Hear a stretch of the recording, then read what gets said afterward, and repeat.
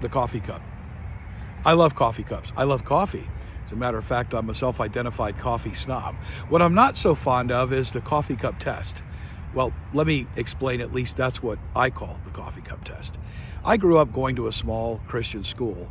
They had standards for everything, what you could say, what you couldn't say, where you could go, where you couldn't go.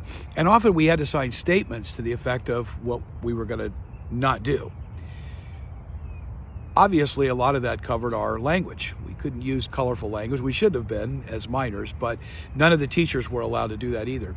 Well, one specific day I remember in 7th grade, the assistant pastor's wife was walking through the hallway with a cup of coffee in her hand. Of course, it was full.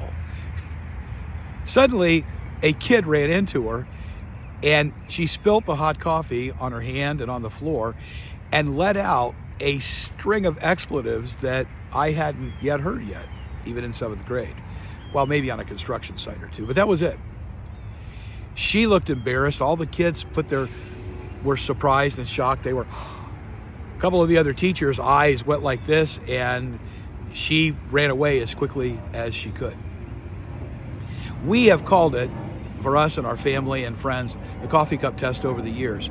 The question is, what happens if you're carrying a hot cup of coffee and somebody bumps into you suddenly? What is your first reaction? See, what your first reaction is what's inside of you. You don't have time to edit. You don't have time to filter. You don't have time to do a retake. It just happens. And so the coffee cup test is revealing as to what is inside you and me. That's why I'm not so sure I always like it, because I wish that I would say something really great when the coffee is spilled, and I'm getting better at it. The fact of the matter is that I've got to work on the inside, because I want to be careful what comes out.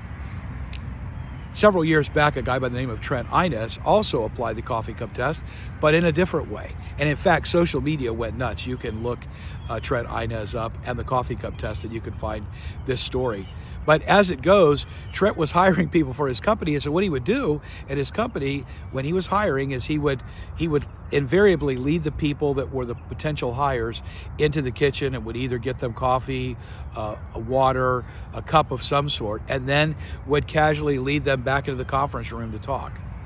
At the end, if they did not say, "What do I do with my cup?" or "Let me take this back and wash it," and they just left it there, you know what he would do? He would wipe them off the list right away. People on social media went crazy. They were like, "That's not fair," and they gave every excuse as to why maybe they would not have picked the cup up. The fact of the matter is, to this gentleman, it was instructive about somebody's self-awareness and how they were going to conduct themselves in the workspace and the workplace. Let me tell you one more. Often when we have been ready to hire somebody, or when my wife has hired somebody when she was doing hiring in her company, she always wanted to take the person out to eat, because we wanted to see, how did they eat? Did they wait for everybody to be served? Did they just dive in? Did they sort of hoard all of the food? Did they start grabbing to-go boxes before asking anybody else if they wanted anything? Because what happens is, at that moment, it's unfiltered, and they forget that they have to have a filter up, because they're relaxed. There's no filter. There's no chance to edit. The question is, what comes out of you with the original coffee cup test I talked about? What's inside comes out under pressure. And the only way for us to train ourselves to have something different come out is to make sure that every day we are doing the things, the work that is necessary to be the person on the inside. It's emotional intelligence. It's self-awareness. It's dealing with anger. It's learning to forgive. It's doing all of those things.